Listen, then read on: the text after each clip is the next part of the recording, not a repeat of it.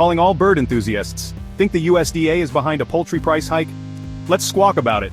So there's a buzz claiming USDA Inspector General Phyllis Fong ordered healthy birds exterminated to inflate prices. Spoiler alert, it's totally false. Here's the real deal. Bird culling? Yep, it's happening.